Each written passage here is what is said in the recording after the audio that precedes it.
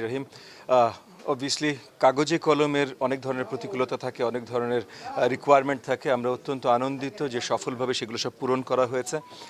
অল্প কিছুদিনের ভিতরে অফিসিয়াল নির্বাচনী প্রচারণার কাজ শুরু হয়ে যাবে। প্রতীক বরাদ্দ 21 তারিখে, 22 তারিখ থেকে আমরা অফিসিয়ালি নেমে যাব। এখন আমাদের অনেক তৈয়ারির কাজ আছে এবং আমরা এখনও অনেক কিছু নিয়ে আমরা আশাবাদী যে নির্বাচন কমিশন থেকে শুরু করে অন্তর্বর্তীকালীন সরকার সঠিক পদক্ষেপগুলো নিবে যেন লেভেল প্লেইং ফিল্ড থাকে এবং প্রত্যেকটা প্রার্থী, সকল প্রার্থী, শুধু আমি না, সকল প্রার্থী যেন সুষ্ঠুভাবে কোনো দুশ্চিন্তা মুক্তভাবে তারা প্রচারণায় যুক্ত থাকতে পারেন, জনগণের কাছে দুশ্চিন্তা মুক্তভাবে যেতে পারেন। এটা অত্যন্ত গুরুত্বপূর্ণ। ভোটের দিনের 12ই ফেব্রুয়ারি নির্বাচনী অবস্থা কেমন থাকবে, আইন শৃঙ্খলা কেমন থাকবে, প্রত্যেকটা পোলিং সেন্টারে কিভাবে সিকিউরিটি প্রদান করা হবে, এগুলো অত্যন্ত গুরুত্বপূর্ণ।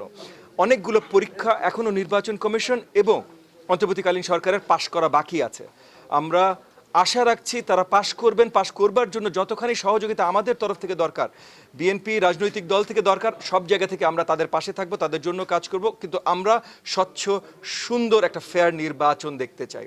আজকের কর্মসূচি, আজকে যা কিছু হয়েছে, যতগুলো এখানে দুটো আসন নিয়ে আলোচনা হয়েছে, দুটো আসনের কাগজ তারা যাচাই বাছাই করেছেন, এখানে আমরা স্বচ্ছতা দেখেছি।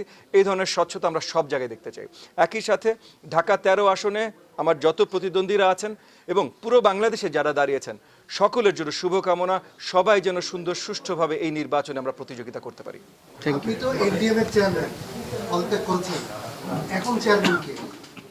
সেটা এনডিএম এর কার্যকরী সিস্টেমে যা যা হবার কথা সেগুলো হয়ে আছে। এখন আমাদের ফোকাস নির্বাচনে। এখন আর কোনো দলীয় আলোচনা আমাদের নাই, এখন শুধুমাত্র নির্বাচনী আলোচনা। এটা তো আমি এর আগে অনেকবার পরিষ্কার করেছি যে আমার এই নির্বাচনের ধানের শীষ স্ট্র্যাটেজিকভাবে নেওয়ার জন্য যা কিছু করা দরকার সেগুলো আমরা করেছি। আমাদের রাজনীতির জায়গায় আছে এবং ইনশাআল্লাহ সবসময় থাকবে। আপনাকে অসংখ্য ধন্যবাদ। আমি এটাই পরিষ্কার করে দিলাম তো, আমাদের রাজনীতি আমরা যেমন ছিল সেই জায়গায়ই থাকবে, সেইভাবেই থাকবে। কিন্তু এখন হলো সামনের সরকার কিভাবে তৈরি, সরকার পরিচালনা, এবং এই সরকার তৈরি এবং পরিচালনায় আমরা একত্রিত আছি এবং এই সরকার যদি আমরা গঠন করতে পারি সেটা নেতৃত্বে থাকবেন ইনশাআল্লাহ জনাব তারেক রহমান। সো আপাতত এই মুহূর্তে এই সরকারের দিকে আমাদের নজর এবং আমাদের নেতা জনাব তারেক রহমান। এর বাইরে আর কোনো স্বচ্ছতার প্রয়োজন আছে বলে আমি মনে করি না। Thank you.